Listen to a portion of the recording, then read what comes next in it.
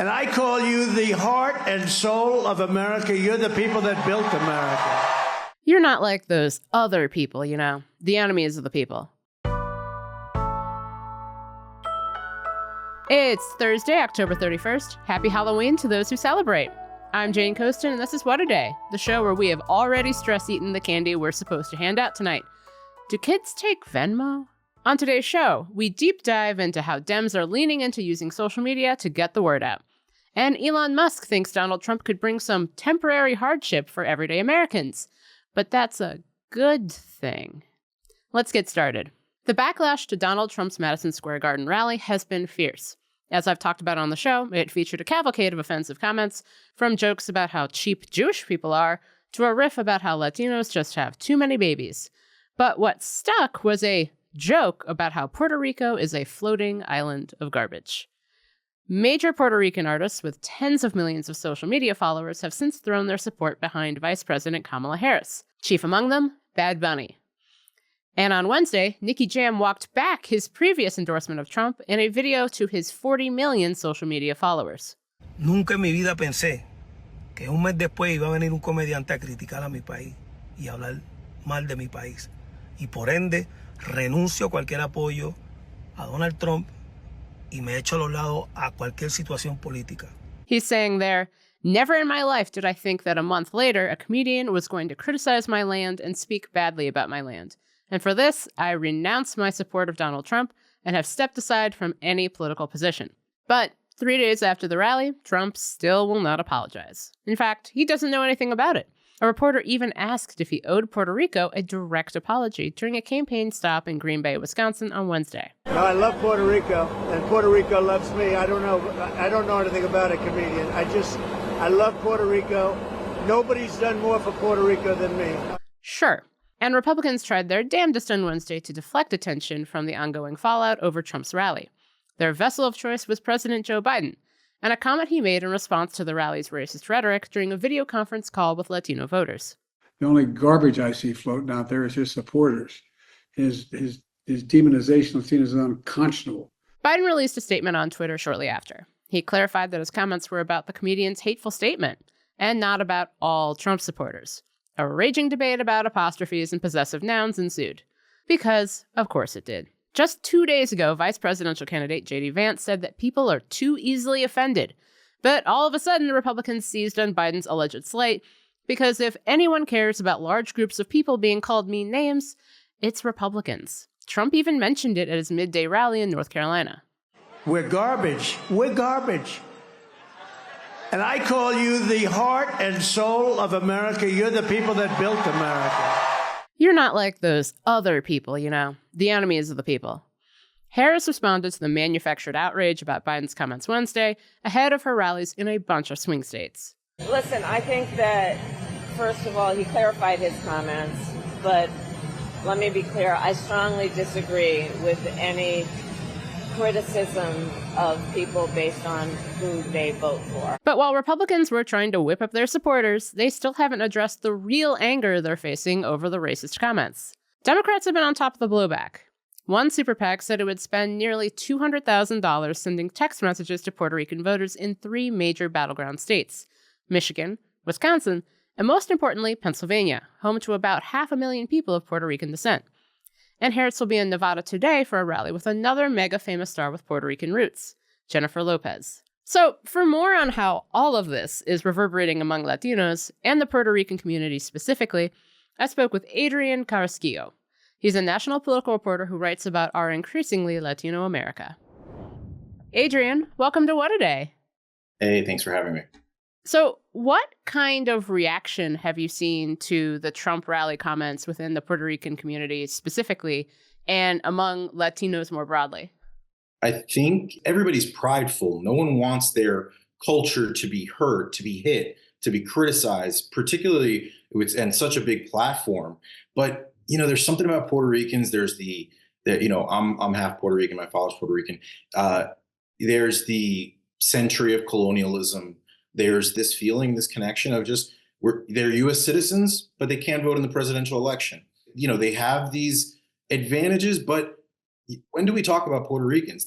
Has there been any meaningful policy in the last dozen years, right, for Puerto Ricans? And for Puerto Rico, no. So to be slapped in the face the week before the election, and I think that that's what it was for a lot of people. I think it was a slap in the face.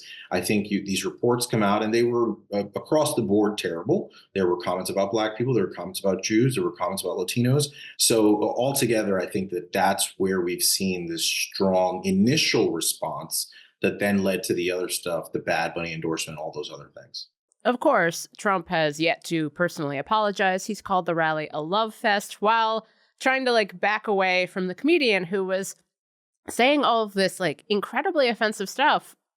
To what extent is the doubling down also now part of how people are receiving these comments, where it's not just that this comedian made these comments, it's the fact that no one's apologizing, despite, the Archbishop of Puerto Rico asking for an apology, the head of the Puerto Rican GOP asking for an apology. They're just not getting it. How is that playing?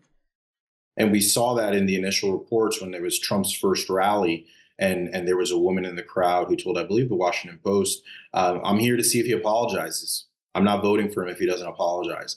It's just the height of disrespect. And it's so interesting because you see Republicans scrambling and praying and hoping to turn the page and try to move to Joe Biden's comments. But then what just happened? Nicky Jam, who was one of the two high profile endorsers, he's a reggaeton artist. He posted, I didn't know that this was going to happen. I didn't know something like this was going to happen. You have to respect Puerto Rico. And that's why I'm retracting my support of Donald Trump. And again, it brings the news cycle back to this story.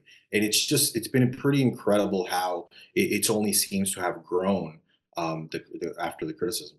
Yeah, it was funny because you mentioned Nicky Jam, and we've seen, Bad Bunny, Daddy Yankee, Luis Fonsi, so many big names. But collectively, do you think that these men have the power to push people who were maybe debating on whether to vote or who to vote for? Do you think that they can help get those people out to vote for Harris or even flip would-be Trump voters to Harris? I because I know that my audience on Twitter is news obsessives. I was like, this is like the Taylor Swift or Beyonce of Latinos. And then I had a lot of people being like, that's exactly who he is. So look, he is a big deal. I would say that I've told friends and people who were interested in what I thought about this a month ago, the only person that could have an effect for Latino men, the only person that Puerto Ricans, I think that their endorsement would matter is Bad Bunny. And I said that because Bad Bunny has a reputation for defending Puerto Rico, for being there for Puerto Rico. And then what I heard was, because I was on the phone with the Harris campaign when this happened, and I tweeted, it was sort of like the Office meme with Michael Scott running for the office. It's happening. Okay, it's happening. Everybody stay calm. What's the procedure, everyone? What's the procedure? Stay calm. It's happening. Yes, but they told me that there were some conversations before, and Kamala Harris came out with her Puerto Rico policy. So I think they were of the belief that he would share that policy that day. But just the confluence of events of it also coming after this extreme disrespect of Puerto Rico, that's what no one could expect. And to answer your question on could it have an effect, I think that he is literally the only person who would have an effect because he's sort of respected. He's got credibility, and he's not always he's not always cheerleading for Democrats. There's some people that early voted, but we've seen in interviews and stuff, people saying that we're undecided or we're going to vote on election day, that this would have an effect on their vote. But if you're a voter whose main issue is the economy and you think that Trump is the better candidate on that issue, as polls show many voters do, why do you think that these comments, especially, most people haven't heard of this comedian, why do you think that would sway them? I mean, I think it would sway me, but I'm biased. No, and I think Latinos are not a monolithic vote in this country. About 2/3 of them are Mexican American, and we see that in larger parts in the West Coast and the Southwest. But he also said horrible things about Latinos and how they're always having babies here. That was really gross. And I think I've just been thinking about how 9 years ago, Trump comes down the golden escalator and starts talking about how Mexicans are rapists. And I think what it does is it underlines, because what happened with those initial comments is I know so many people, friends, operatives, Democrats, different people, and casual political folks who were horrified by those initial comments, but I think they leaned more Mexican American, because I remember being in Florida and different places where Cuban Americans, other people would say, he's not talking about me. And there are many Latinos like myself and others who have a pan-Latino version of Latino identity, where they know that you're talking badly about immigrants, or you're talking badly about people who speak Spanish. We sort of can hear what you're doing there and the dog whistle.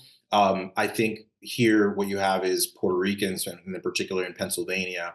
And we both know that there's not that many undecided voters at this time, but Joe Biden won Pennsylvania by 80,000 votes. And this state is going to be one of the deciders of the election. And so to the extent that there can be something in the late game here, and we know that endorsements don't have the most power, I think that this confluence of events, both events, I think matters. In these final days of this race, what are you going to be watching for?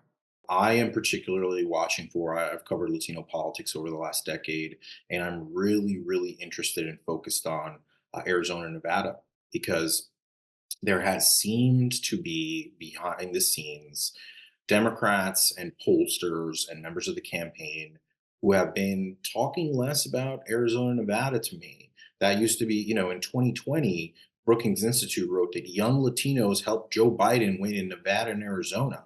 That's incredible, right? And we both know that Joe Biden only won Arizona by 11,000 votes, and maybe that was going to swing back, or it was going to be very difficult for Democrats to win.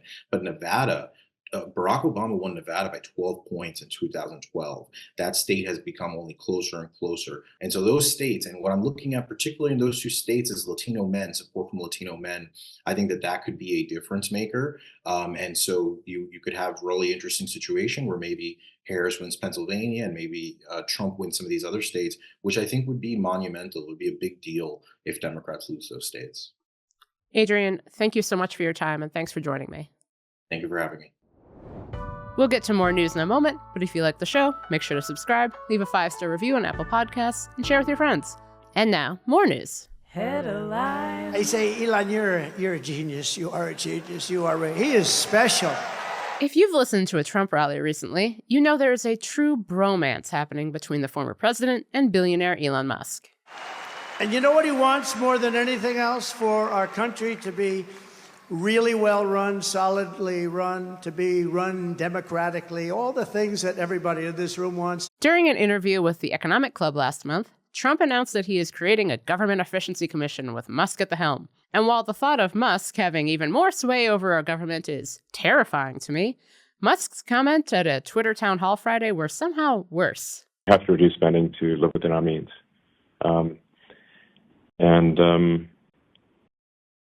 That necessarily involves some temporary hardship, but it will ensure long-term prosperity. Our means? What do you mean, our? And temporary hardship for whom? Because I'm going to guess that somehow the world's richest man is going to be just fine. But that's not all. Monday afternoon, a Twitter user predicted what would happen with Musk helping Trump, writing, quote, "There will be an initial severe overreaction in the economy." Musk's response, quote, "Sounds about right. So don't worry, Musk and Trump are going to tank the economy, but if you sit tight, it'll maybe be better in the end. Maybe." Great plan, guys. Remember the fight over Obamacare? Sure you do. It sucked. And some Republicans say they'd love to do it again. NBC has released footage of Republican House Speaker Mike Johnson speaking at a small campaign event for Donald Trump in Bethlehem, Pennsylvania on Monday. I mean, healthcare reform is going to be a big part of the agenda. When I say we're going to have a very aggressive first 100 days agenda, we got a lot of things still on the table. But healthcare, it's the secret. It's the secret. Among other things, Johnson said that if elected, Trump would, quote, take a blowtorch to the regulatory state. And he had this to say about the Affordable Care Act. And so healthcare is one of the sectors, but we need this across the board. And Trump's going to go big. I mean, he's only going to have one more term, right? Can't run for re-election. Right. And so he's going to be thinking about legacy, and we're going to fix these things. And, no Obamacare? No Obamacare. Yeah, the ACA is so deeply ingrained. We need massive reform to make this work, and we got a lot of ideas on how to do that. You might remember that Trump tried and failed to repeal the ACA the last time he was president, a move that resulted in his lowest polling numbers of his entire presidency. Which is saying a lot, because remember the Trump presidency? An update to a story we brought you earlier this week. The United States Supreme Court intervened on Wednesday to allow Virginia to continue purging its voter rolls. Governor Glenn Youngkin says the purge is meant to keep non-U.S. citizens from voting. The Supreme Court's conservative majority made the decision to allow the removal of voters to continue over the dissent of the court's 3 liberal justices. Youngkin reacted to the news at a press conference on Wednesday. That just provides further comfort across the Commonwealth that this election will be secure, it will be accurate, it will reflect the will of the voters. The upside is that Virginia has same-day voter registration, so wrongly purged voters can still exercise their right to vote in this election. In more election lawsuit news, on Wednesday, the Trump campaign had a victory in Pennsylvania. A judge sided with Trump's team, allowing a 1-day extension for people to apply in person for an early mail-in ballot. Trump's encouragement of his supporters to vote early in Bucks County led to long lines as voters flooded the registration sites, which the campaign claimed was disenfranchisement. Bucks County voters will now have until end of day Friday to get their mail-in ballots. U.S. Defense Secretary Lloyd Austin said at a Pentagon press briefing on Wednesday that troops from the Democratic People's Republic of Korea in Russian uniforms are moving toward the Ukrainian border. We're closely tracking the unprecedented level of direct military cooperation between Russia and the DPRK. In our meetings today, we shared our deep concerns about the deployment of DPRK troops to Russia. We also discussed how we're going to work together with our allies and partners to respond to this dangerous and destabilizing escalation. The increased troop activity comes as North Korea and Russia develop a closer relationship. U.S. officials are concerned about the effect of the country's involvement in Russia's war with Ukraine, as well as what aid North Korea might be receiving in return, and increased tensions with neighboring South Korea. And that's the news. One more thing. We talk a lot about what's happening at every stop on the campaign trail across the country with rally after rally. But we can't forget about how much campaigning is happening online.